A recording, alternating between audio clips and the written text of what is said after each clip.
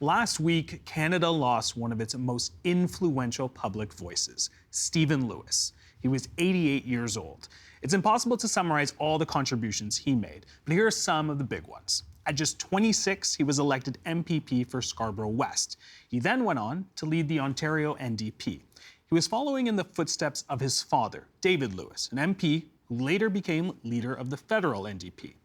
But politics was only the first chapter for Stephen Lewis. He left in 1978 and stepped onto the global stage.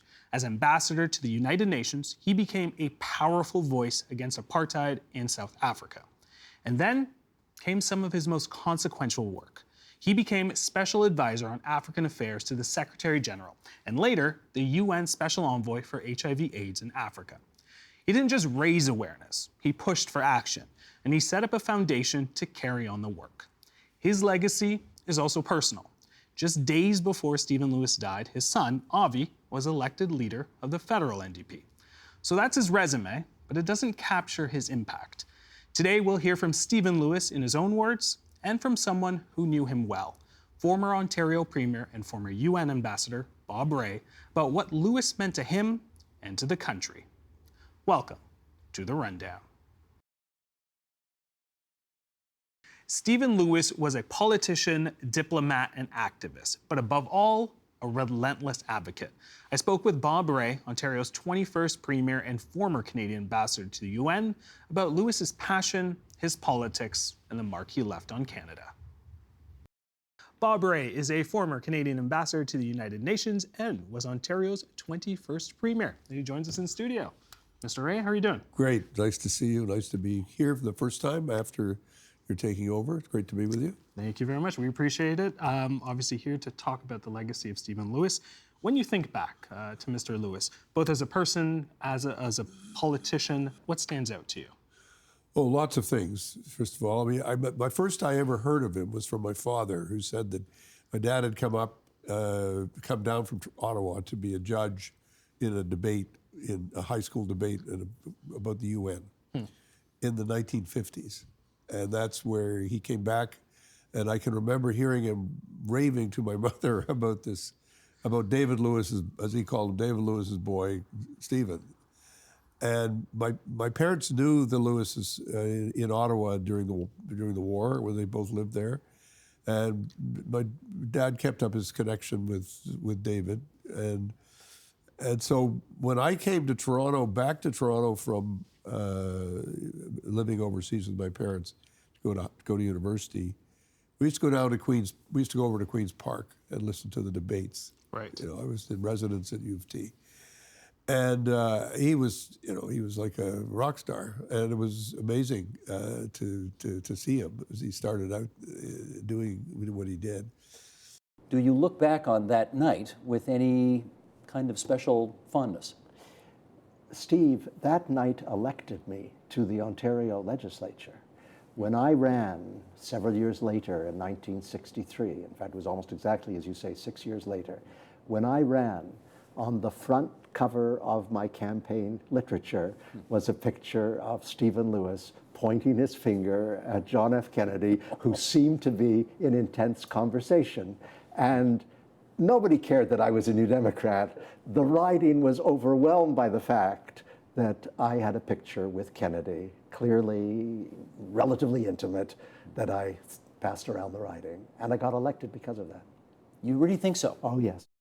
He was very active on Biafra, where he was very engaged as a Canadian, talking about that. I think it was sort of a tension in his life between, he had lots of things he wanted to do and a vision that went beyond just Ontario politics, but I think he felt that was sort of what he was prepped to do, to get into provincial politics and to become a provincial leader. And then when I was in law school, he was already become the leader and was very active on health and safety for workers, and there's so many causes that he took up: Indigenous rights, the question of how Indigenous people were being treated in the province, the poisoning of water, environmental issues, women's issues. I mean, he was an amazing force. And then he withdrew for a while from politics, and then finally reemerged as the ambassador to the UN. I want to pick up on the point that you made of him being an expert orator. And we're not merely creating a more enlightened citizenry by making certain that education from a global perspective is central to the school system through the 90s and into the 21st century. We are doing much more than that. We are ultimately creating a more just, more civilized, more humane, and one hopes more peaceful international community. I will say that I had the honor of having Stephen Lewis as my professor at my time at Ryerson at TMU, Right. well, now TMU, and I couldn't agree more. Just listening to him speak with hundreds of students, just in awe of what he had to say. You talk about sharing the stage with him at that podium. Help me understand, how did your political life intersect with his? What were you guys working? Because you had him as an advisor at one point when you were premier. Yes. What was he like in that sort of intersection? Oh, he was terrific. He did a very good report on racing and policing, racism and policing. He was always very categorical. He was always extremely clear, very firm on the direction that he wanted to go, and uncompromising in the way in which he presented what he thought and how he felt. Our relationship was very warm and very close, but it was affected by some of the decisions that I made as premiers, particularly the social contract, which he absolutely did not agree with and felt very strongly about, and made no bones about Let you know about that. his view. Absolutely, both personally and in public comments, and that was difficult. And so after we were both in private life, we met a lot because he was involved in labor law. I was involved in illegal issues. We talked quite a lot about things, but it was not really the same. And then when I made what he regarded as the unforgivable step to run for the Liberal leadership in 2006, things became pretty strained. Got better after a bit of time. And in a funny way, it was not, what I think he came to the conclusion of and what he felt in the end, and reason why he actually didn't join the caravan of people who were calling me, Benedict Arnold and all the rest of it, was he said, you've always been a bit of a liberal. You've always come at these issues from a more centrist kind of position. You are your father's son. And I'm my father's son, so here we are, and let's not let it destroy the relationship between us. And when I went to the UN, he was extremely helpful and kind and engaging with the work that I was doing. And when I came back in November, of course, following his health issues very closely, I phoned him about 2 weeks ago, I guess now. Just not soon before he died. And we had a very warm conversation. I said, I can come and see you. He said, no, it's just really for family at the moment. I am dying. He was very uncompromising about that. This is what's happening. But he was also very, very much wanting to have a conversation about, our time together and our friendship and our differences. And we talked about my apostasy as he saw it, and we talked about issues, and we talked about AIDS, because he was still concerned about what was happening at the UN and where funding was going and how that was being affected.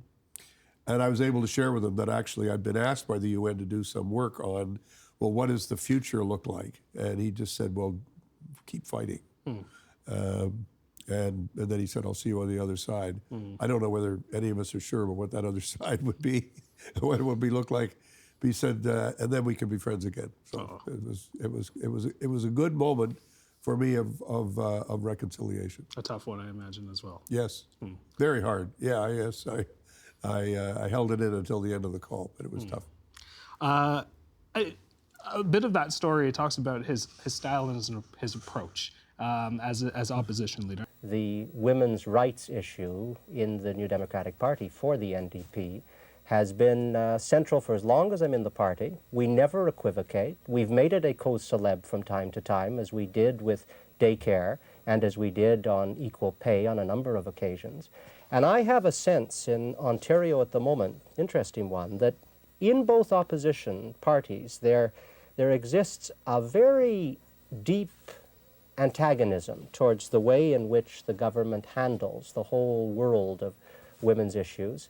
And both opposition parties would be vastly more responsive and will deal with it in a campaign, if not as central themes. And I don't know how else to put it.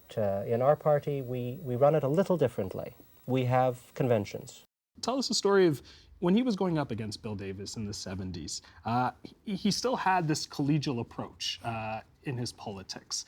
For people who aren't familiar with sort of those days of being the opposition and being in that position, what was he like? Well, I mean, there was a combination of things. There was politics, not just in the legislature, but in Canada. Politics was a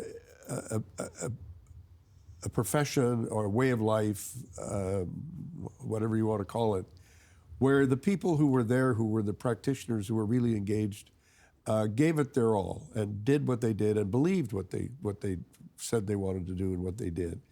And Stephen was a relentless critic of the government. It was a minority government, so that made it a little bit more complicated. At one point, he was leader of the opposition. At another point, he was in the third party, but there was no big difference between them. And he had a strong personal relationship with Bill Davis and with Roy McMurtry. Both of them remained very close friends of Stephen's, and were none of the three of them made any bones about their friendship. But Stephen never pulled his punches either. Compared to the respect, the civility, the decent behavior, which was characteristic of Bill Davis's tenure as Premier. We fought bitterly across the floor of the House of Commons. We had deep ideological convictions, but people liked each other, and they regarded each other even with affection. I regard the former Premier of Ontario, with affection to this day. I love the guy. He says publicly that I was given to philosophic errors. Well, I regard his political views as beyond redemption. But he brought to the politics of Ontario a kind of basic regard and respect in the conduct, the dialogue of discussion. I think that sometimes people find that hard to believe. I mean, there's less of that goes on in politics today, from what I've been able to see. I wrote about this in a book I wrote called What's Happened to Politics, just to give people a sense of, well, this is how it used to be, and this is what it became. There was the famous radio show that on CBC that Stephen did, where it was Stephen and Dalton Camp and Eric Kierans, all talking about politics in a way that I think surprised Canadians, but also delighted them. And nobody really held back on their views or on their feelings, but it was just the way you had a kind of civilized conversation. And Stephen was very, very capable of that, but there was, in a sense, there was another side of it, because I think, maybe I'm wrong, maybe I'm over, kind of analyzing, but I think he felt an almost obligation to become a political leader. That's what he was supposed to do, and he was good at it. But there was a large part of him which really didn't enjoy it all the time and found it very difficult at an emotional level. And it pulled him in all kinds of directions. I think he was very much a family person in terms of his own family. And I remember there was a moment in time after Ed Broadbent retired when there was a lot of speculation about would Stephen go in. And he and I exchanged, we had, in those days, used to write letters, and I wrote him a letter saying, if you want to talk, when we can get together, let's. So when we were both together in Toronto, and he was just leaving the UN as ambassador, and it was the moment at which he could have, made the shift, and to be the federal leader. And he said, I don't want to do it. I just do not want to go through this again. And he pulled back in that way. And I think there was a whole side of Stephen that was really driven to be more prophetic in his role, to create the foundation, to fight for the causes that he wanted to fight for, without having to do all the things that you have to do if you're in the job of being a political leader, which is much, much harder than it's harder than it looks. Well, I imagine it's much harder nowadays as well. And I am curious, how do you think he would view what's going on right now in the world, just politics on its own? Well, I know how he felt. I mean, I certainly I know how he felt about Trump. I know how he felt about concerns about where the federal government was going. I mean, he had very strong views about what was happening and not happening within the Democratic Party. He was very concerned. I also know that he was thrilled when Avi decided to do the job and was hugely supportive of him and really wanted to make it across the finish line before see what the result of the election at the convention would be. Pretty remarkable. Yes, very remarkable. Let's talk a little bit about your time as Canadian ambassador. Of course, as you mentioned, both held the same position. What did you learn from him to sort of inform your time there as well? Well, we had a couple of really good chats about, when my father did the job. My father was a diplomat. My father was a trained public servant, and he felt very strongly that there were limits to what he could fight on the inside. He could argue with people about why are we taking this point, why do we take that point. But then once the decision is made, that's what you do. And that's true, that's the structure. But both Stephen and I, coming at it from a more political angle, and I talked about this with him very much. The first thing he said was, you have to be able to call the Prime Minister, and you have to be able to talk to the Prime Minister's team directly, as well as to ministers and others, but you need to have that personal relationship. Right. And I did. I was appointed by Justin Trudeau, and he listened to what I thought, and then he would say, well, there'd be their own cabinet processes, and he'd say, I know it's not everything you want, but this is what we can do. And I know that Stephen felt very, very strongly that there were people within the government and within the Department of Foreign Affairs, as it then was, that were not keen on some of the things he wanted to do. He was more of a free spirit than I think most diplomats had been, and I must confess that I did the same thing. I felt that I'd been given a bit of a license by Mr. Trudeau to speak out more emphatically on things, not to pull my own punches, but to always do it sort of within the range of government policy. And it's a bit of a tightrope. And there are moments when you feel, no, this is too difficult. I think Stephen was a different kind of figure. He had a feeling for Africa, and he had a feeling for issues around race and around the sense of discrimination that the people in the developing world felt and still feel very profoundly. And he pushed me to remember that and not to abandon that understanding, because it's very important for those countries to know that there are people in Canada who really understand the issues that are coming at them. And he did that in an exceptional way. Plus, he pushed really hard for women's rights. He was instrumental in creating the agency that is now struggling again because of all the cuts on UN women to really sort of drive that agenda. Well, let's talk a little bit about sort of that focus that he put on his work in Africa when he was special envoy for HIV/AIDS. You talk about sort of the toll it took, the politics had taken on him, but that work also had taken a toll, because there was a lot of heavy stuff that he had to work through and see as well. I feel I am at times right on the edge. I feel self-conscious about talking about it, because what does it matter what I feel compared to what's happening to people over there? But in personal terms, I do feel unbalanced sometimes. I feel my rage is almost out of control sometimes. I feel that effectiveness can be compromised when you get too angry. I've learned that in politics, in diplomacy, in multilateralism. I'm aware, therefore, of the deficiencies. But on the other hand, I'm also aware that you have to keep fighting, and you've got to grit your teeth and swallow the rage. I think I would say that of the various recommendations in the book, the one I value most would be to create a woman's agency so powerful and so representative as to confront the establishment across the world, Africa and the G8, and visibly insinuate itself into the portals of the United Nations so as to transform the multilateral response to the pandemic.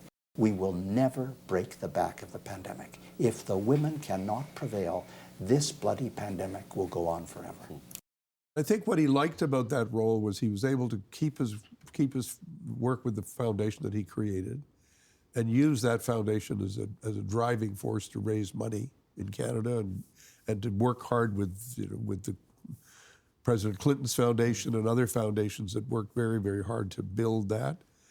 And he also was able to drive the issue within the UN. But Stephen was uniquely equipped to deal with that because, in a sense, he'd been fighting those kinds of fights his whole life. Right. Those Those were the fights he had in Ontario in the 1960s and 1970s. And a lot of people have talked about his moral clarity, but it was his moral clarity that actually gave him the ability to drive an issue. And people say things like, well, public opinion says this, and we can't really budget very much. Right. He just pushed. He realized that he wanted to change. In that sense, he had a kind of prophetic quality to his leadership, which made him sometimes a little self-righteous because other people would say, well, I care about this too, but maybe I care about it in a different way. Right. But it was that capacity for being 2 or 3 steps ahead of people that allowed him to push the system to do what it needed to do. We wouldn't have made the progress on all these issues that we have made without Stephen Lewis. There's no question in my mind about that. There's just even a short conversation, a number of stories that are obviously imprinted in your head when you think about Stephen Lewis. Is there one personal story that sticks out to you?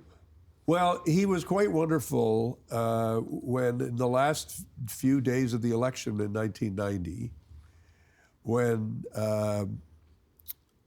it looked like we might win. Mm-hmm. And none of us could believe it because it hadn't looked that way at the beginning of the campaign. Right. And he agreed to become head of our transition team. And we had a lot of very good conversations about what this meant and how much he had done and how much his father had done and how many other people had made this moment possible in the life of the province.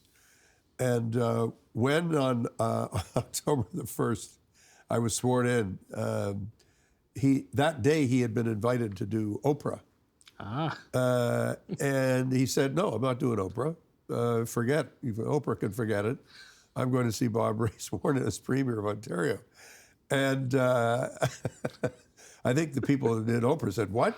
You know who Oprah is? Do they know who Bob Rae is? Show is? And he said, well, I'm sorry, this is what I'm going to do. And I've always remembered that as a particular act of sacrifice on his part.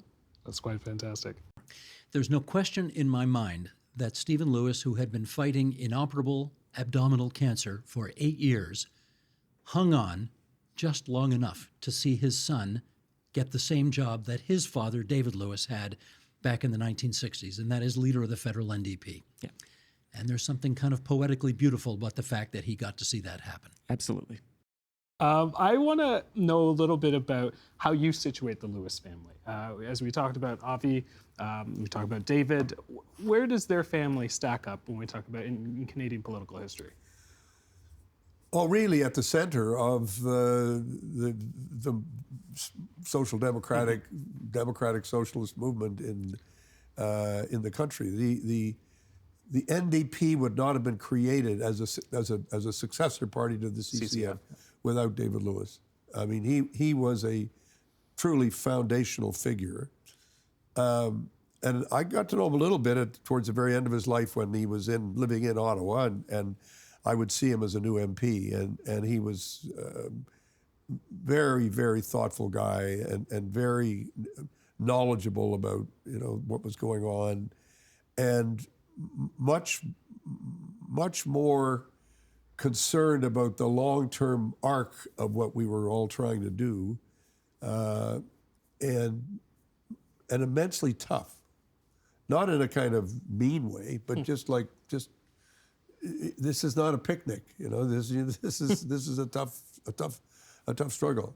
Stephen, I think I've talked about in his own way, was uniquely prophetic. Avi, we'll see.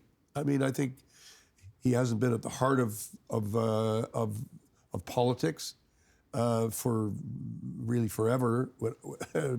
When I was campaigning in the '80s, Avi was working on. He was a sound guy, Right. And then he went off and did his own thing, and you know, he was a teacher and an academic and so many different, a filmmaker, and so many different parts of his life and of his own trajectory. But the one thing I would say is to anybody who says, "Oh, the NDP is done." I mean, I'm not a member. I've decided to try to do what I can do politically in another political family. But don't underestimate Avi Lewis, and don't underestimate the New Democratic Party. Because by virtue of the lives that we're leading now and the level of challenges and changes that we're seeing,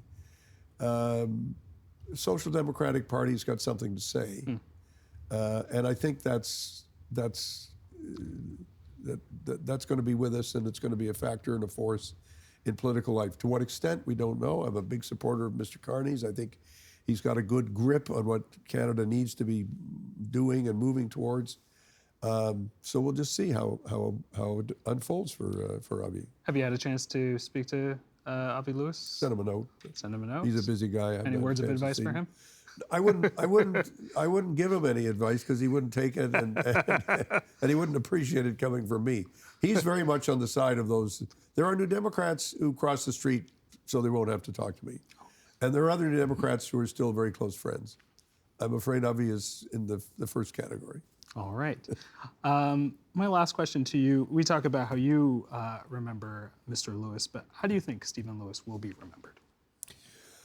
I think he'll be remembered as an incredible life force in the history of the country, and as a figure whose eloquence and whose work and the incredible efforts that he made not only at home but around the world are a symbol of what Canada can do.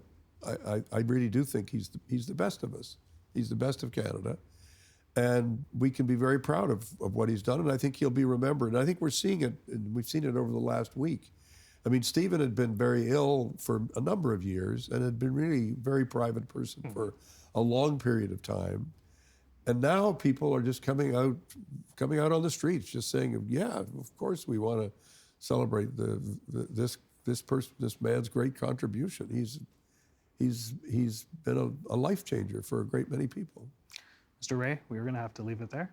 But thank you so much for taking the Thank time you. to sit with me, to share your stories in honor of Stephen Lewis. It's a pleasure. Thanks for the opportunity.